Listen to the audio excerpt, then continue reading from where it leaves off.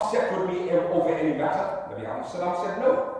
Has it become difficult to live with me any longer? Nabi alayhi salam said no. Then she said, oh Nabi of Allah, I beg you and I implore you that do not divorce me.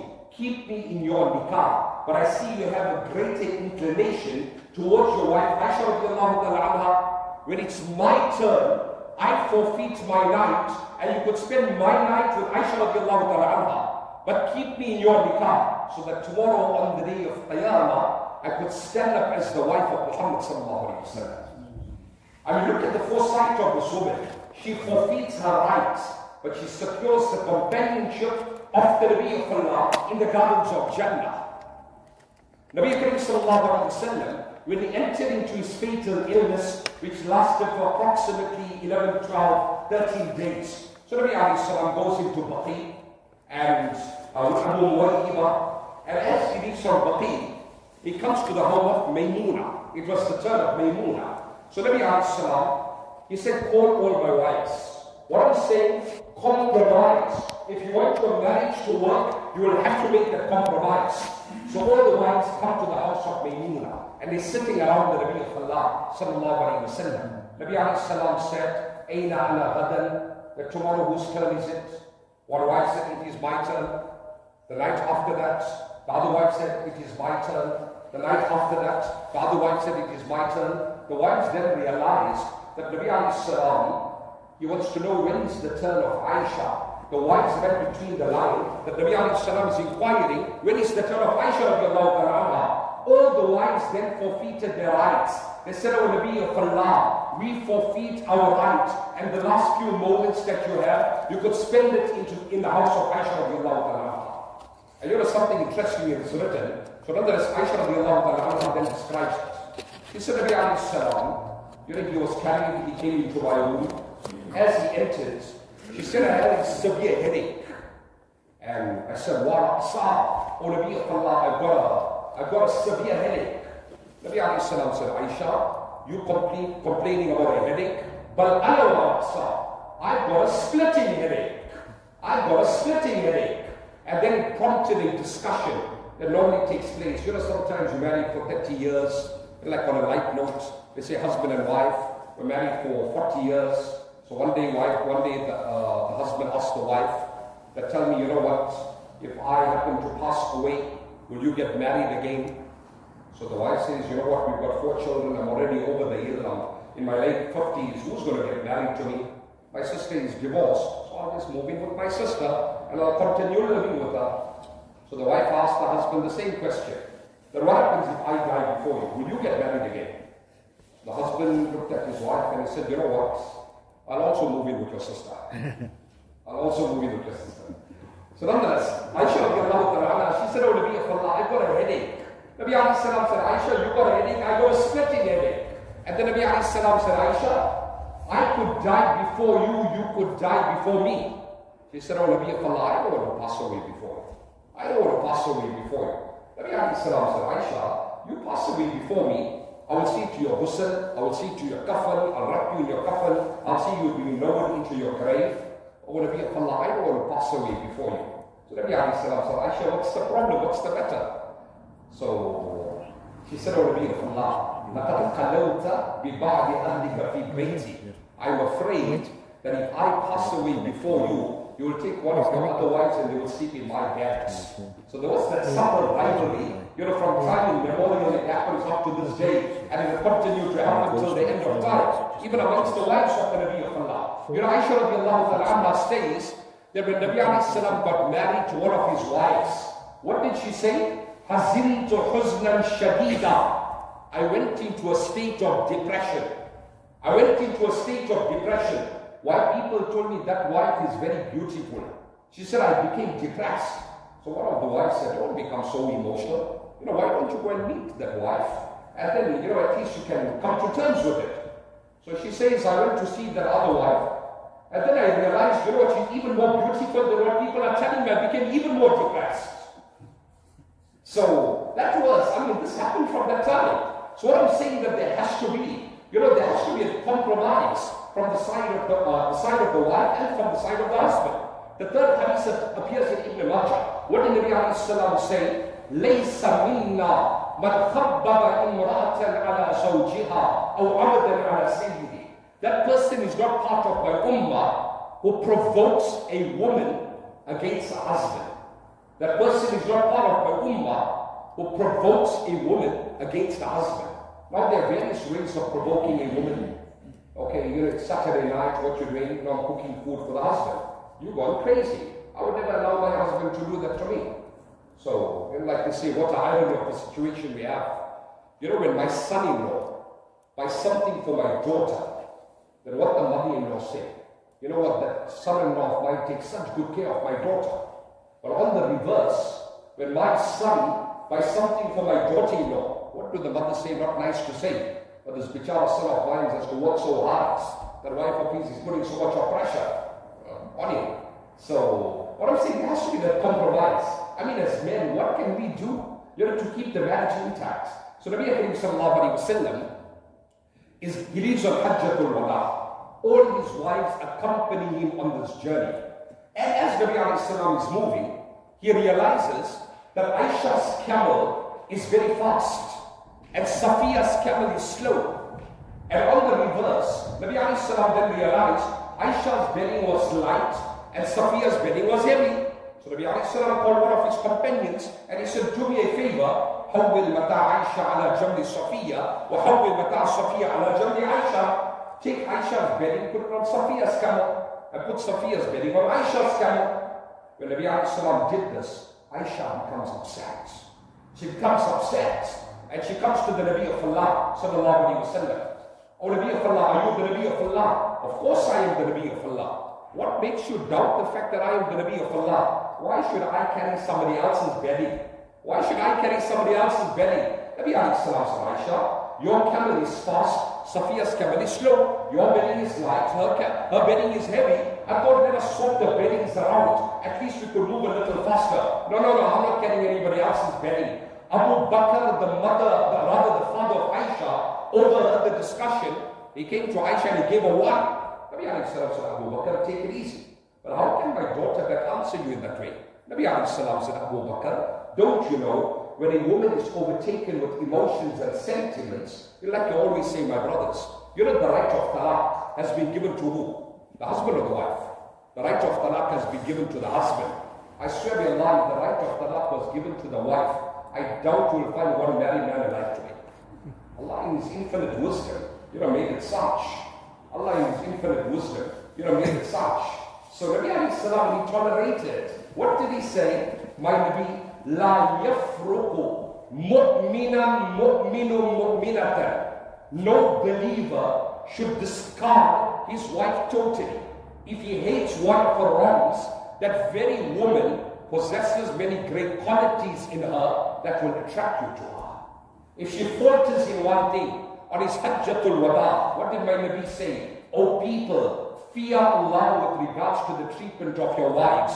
You have taken them into your possession through the contract of nikah. It is through this contract of nikah that you have taken that wife of yours into your possession. So be careful as to how you deal with them. Fatih al-Samarqandi has reported an incident in Tabi'u al-Ghafilin in the time of Sayyidina Umar radiyallahu ta'ala anhu wa arda. So there was a man whose wife was very ill-tempered and she had a loose tongue. So, she used to back answer this poor husband. So he thinks to himself, what? Let me knock the door of Sayyidina Umar and I can take some advice from Sayyidina Umar. So the husband knocks the door of Umar and behind the door he can get the wife of Umar back answering Umar. He thinks to himself, we're both in the same boat, I'd rather, walk away from here. So as the husband walks away, Sayyidina Umar opens the door. He said, my brother, you knocked the door, perhaps you have some need. He said, no, it's fine. He said, no, what's the problem? He says, my wife is ill-tempered. I thought I would take some advice from you. I knocked on your door, I heard that your wife is back answering you. I said, I'd rather make dua for you and move on with my life. What did Sayyidina Umar say? He said, I know my wife is ill-tempered, but I do not consider that to be a problem in my wife. Why? He said, number one, Sitrum bayni wa bayna an-nar, fayaskunu biha qalbi anil haram. This wife of mine is a barrier between me and the hellfire. Sayyidina Umar says, had it not been because of this wife of mine, I don't know in what condition I would stand. And then he said, Tabakhatun, Khabbazatun. This wife of mine, she bakes my bread, she cooks my food, she takes care of my children. When this person heard this, he melted into tears. And he said, oh Omar, if that is your attitude, all the more reason I ought to display the same attitude towards my wife. What I'm saying, it's a compromise. What are those missing ingredients? You know what they say, what is marriage? Like on a light note, they say marriage is an institution where a man loses his bachelor's degree and a woman gets a master's degree. They say one day this young boy, he comes to his dad. He said, Dad, I was just, well, how much does it cost to get married? The father said, my boy, I don't know, I'm still paying. I don't know, I'm still paying. So one day the husband comes home, after a tiring day, some people, there was your WhatsApp on the internet, your emails, sporting headlines, financial indicators. So this husband comes home, looking at the nikah certificate, scrutinizing it. The wife says, you know what, it's time for dinner, but give me a few moments. She comes up 5 minutes later, he's still looking at the nikah certificate. What's the problem? No, I'm looking for the expiry dates. There's no expiry dates. You see, marriage is not like purchasing a commodity. You buy a car. I know back home where I come from, it has a motor plan. For 5 years or 7 years, when the plan expires, you trade in the vehicle for a new one. Marriage is not like purchasing a commodity. And what is marriage? What does Allah Ta'ala make mention of in the Quran? What is the object of marriage? Allah Ta'ala says, لِتَسْكُنُوا إِلَيْهَا وَجَعَلَ بَيْنَكُمْ مَوَدَّةً وَرَحْمَةً. Allah Ta'ala says, marriage should provide one of two things, mawaddat and rahmah. What is mawaddat and rahmah? What do the scholars write? Qila al-mawadda lil-shar wa rahmah lil-ajuz. Love and mercy. Love and mercy. What do the scholars write? That love generally translates itself in the inception of the marriage. And mercy normally manifests itself in the latter stage of the marriage. Like they say in English, when do you find a husband opening the door for his wife and closing the car door for his wife? They say either the wife is new or either the car is new. Either the wife is new, either the car is new. You might find a man who's married for 20 years and he still opens the door while the beloved jump in and then opens the door and jump out. I salute you, my brother. So these advices, like they say, you get two types of couples today. In marriages, you get two types of couples. They say you get the newly wed and you get the nearly dead. You get two types of couples. You get the newly wed and you get the nearly dead. You see the newly wed, you walk into the bedroom. What happens? The wife has adorned herself in the most seductive way. She's beautified herself in the most seductive way. That's the newly wed. You would find yourself into the marriage. Husband walks into the bedroom and he only gets the smell of curry. Give it another 20 years into the marriage, that's the nearly dead. Husband walks into the bedroom and you find medication, you find a magnifying glass, you find a walking stick. That's the nearly dead. So to keep the marriage going, keep the marriage going. And when Aisha radiallahu ta'ala anha, she was asked that tell us about the social life of the Nabi of Allah. And my brothers think about it, and my sisters listen to this. So somebody had asked her, tell us about the social life of the Nabi of Allah. So she said, which aspect of the social life of the Nabi of Allah you want to know about? Tell us when the Nabi of Allah was behind closed doors. What did she say? She said, there's one thing I can tell you. From the day I got married to the Nabi of Allah, up to this day, Dahakan Bassama. The Nabi of Allah was ever cheerful. The Nabi of Allah was ever smiling. The Nabi of Allah was ever cheerful. The Nabi of Allah was ever smiling. Now be honest, my brothers, many of us, outside the house, we are ever smiling. Inside the house, we are never smiling. Outside the house, we are ever smiling. Inside the house, we are never smiling. Another man's wife impresses me. My own wife depresses me. Like one brother comes to an alim, he said that, Maulana, you know what, when I read Salah, I always think about my wife in Salah. Because Maulana tells the husband, you know what, at least you're thinking about your wife in Salah. There are people that are reading Salah and thinking about other people's wives in Salah. And really, my brothers, if you will not look after your wife, and you will not guard your gaze, You can argue the permissibility of exercising your right of polygamy. I swear by Allah, 100 women will make no difference to your life. What does the Arabic poet say? Nazrun, fabtisamun, fakalamun, famaw'idun. It's a lustful glance, which is translated into a smile, exchange of phone numbers, and shattering of marriages. It's a lustful glance, which is translated into a smile, exchange of phone numbers, and shattering of marriages. That the world has become corrupt with unveiled and beautiful women. If you will not diverge your gazes from the beautiful women, inevitably your hearts will be captured. Study the tafsir of this verse of Quran. وَأَقِمِ الصَّلَاةَ طَرَفَيِ النَّهَارِ وَزُلَفًا مِنَ اللَّيْلِ إِنَّ الْحَسَنَاتِ يُذْهِبْنَ السَّيِّئَاتِ. This happened in the golden era of prophethood. There was a man who used to sell dates, and a woman came to him, and he was infatuated with her beauty. He told this woman, "You don't leave these dates, I got better dates at home." As the woman entered in the golden era of prophethood, as the woman entered his home, he fell on her and kissed her. I mean, my brothers, if that could happen in the golden era of prophethood, where do you and I stand? I always say this, that there are two things in life, there are two times in life, or rather there are two things in life. Leave the next man, don't even trust yourself. There never comes a stage in your life where you mature the challenge of wealth. And number two, there never comes a stage in your life where you mature the challenge of money. Money, number one, and number two is woman. These two things will never leave you. That young boy comes to the Nabi of Allah, sallallahu alayhi wa sallam, and he said, "Oh Nabi of Allah, permit me to commit zina. Permit me to commit zina." Nabi Kareem sallallahu alayhi wa sallam took his blessed hand, placed it on the chest of this young man, and Nabi alayhi salam read the dua, "Allahumma tahhir qalba, waghfir dhanba, wa hassin farja." Oh Allah, forgive the sins of this boy, protect the chastity of this boy, and Ya Allah, purify the heart of this young man. So there are certain missing ingredients. Even in English they say, you speak about, the institution of marriage, man and woman. Even in English they say, you can never separate a man from a woman. They say why? The word woman has man in it. The word female has male in it. The word she has he in it. The word Mrs. has Mr. in it. And the best part of all is, madam has Adam in it. You can never separate a man from a woman.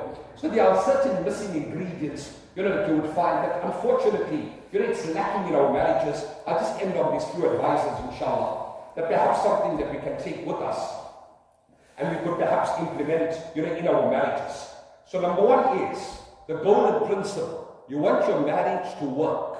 Enter the house with a salam and a smile. Enter the house with a salam and a smile. What did Nabi alayhi salam tell Anas?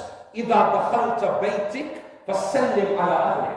When you enter your house, you want barakah in your marriage, enter the house with a salam and a smile. And similarly, my sisters, when your husband comes home, prepare for your husband. Welcome him with a broad smile. What did my Nabi say? If you're outside and you're impressed by a strange woman, then come home and call your wife. Famous hadith, authentic narration. Call your wife. If she's cooking a pot of food, tell her to leave that pot and respond to the overwhelming need of the husband. That's another topic on its own. To fulfill the rights of each other. Unfortunately, many of us, we shirking the responsibility. They have rights over us. So, like I said, number one, enter the house with a salam and a smile. Allahu Akbar. I came across an amazing narration. Ibn Abi Dunya has recorded this. He says that every act of nobility that a person carries out in this world will take up the form of an angel. And that angel will worship Allah on your behalf. And what does he say? He said when a man dies, an angel will come to him and he will tell him, Ta'rifuni, do you recognize who I am? Do you identify who I am? He will say, I don't know you. The angel will say, Ana surura alladhi adkhalta ala fulan. On a particular day, you smiled at that person. Listen what I have to offer you today. أنا اليوم أورث وحشتك وألقنك حجتك وأثبتك بالقول الثابت وأشهدك مشاهد يوم القيامة. that today I will brighten up your grave. I will expand your grave. When the angels come and question you, I will answer on your behalf. And I will not leave you until I have not seen you entered into the gardens of Jannah. One salam, one smile. Enter the house. So my brothers, when you enter the house today, enter the house with a broad smile and a loud salam. Inshallah. And sisters, when the husband comes home, welcome him with a broad smile as well and a wonderful salam. And then you will see barakah in that home. So that's number one.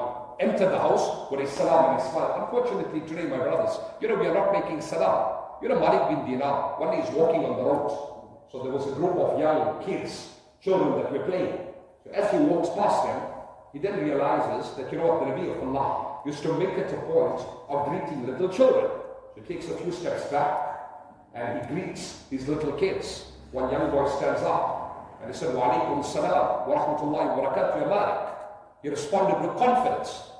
So Malik bin Dinar looked at him and said, what is your name? He said, I'm so and so. He said, can I ask you a question? What's the question? Listen to this. Mal farqu bayna al-aqli wal-nafsi. Mal farqu bayna al-aqli wal-nafsi. What is the difference between the human ego and the human intellect? What is the difference between the human ego and the human intellect? What answer would you and I give? This young boy looks at Malik bin Dinar and he said, your ego stopped you from greeting us. And it was your intellect and your intelligence that made you take a few steps back and greet us. So my brothers, if you are not greeting, there's something wrong. Like they say, what is ego? You need to drop the E and go. Drop the E and go. Once your ego gets the better of you. Often you will find, I've dealt over the years, with many marital disputes. And it's only the ego. You know what? I'm always right. I'm always right with the possibility of being wrong. My beloved, you are right with the possibility of being wrong. Overlook, learn to forgive. Don't go to bed, and sleep, away from each other without resolving. There will be ups and downs, in your marriage. So like I said, number one, enter the house with a salam and a smile. Number two, what did the Nabi of Allah sallallahu alaihi wasallam teach us? That share gifts with each other. Hadu tahabu. Hadu tahabu. Share gifts with each other. Why? It will unite the hearts. It will remove the rancor, the animosity, the hatred from the hearts. Like one person said, addressing the husbands, that the best thing that you can do for your children is love their mother. And my sisters that are listening, the best thing you can do for your children is love their father. What an irony of a situation we have. When somebody falls in love, with a woman, he'll send him one text message and the entire night looking at his phone. Okay, he'll dissect that message. He'll protect it. He gets married and the wife barely opens her mouth and then the husband is off to sleep. So I'm saying it has to be that communication, to spice up the marriage. This is something which is important. So enter the house with a salam and a smile. Number two, share gifts with each other. Number three, this is something which is so important. Share light-hearted moments. Share light-hearted moments. So they say one day husband and wife were married for 30 years. So the wife is standing in front of the mirror. And she says, look at me, I look awful, man. What's the problem? Tells her husband, I look awful, what's the problem? Oh, my stomach is obese, my thighs are lumpy, my arms are flabby. She tells her husband, can't you even say anything to cheer me up? The husband looks at the wife, and he said, one thing I can tell you, your sight is perfect. You're seeing right, your sight is perfect. Light-hearted moments. It's something which, the hadith appears in Abu Dawood, on the steps of Abu Bakr al-Shafi'i. So the Nabi of Allah one day, he comes to the home of the great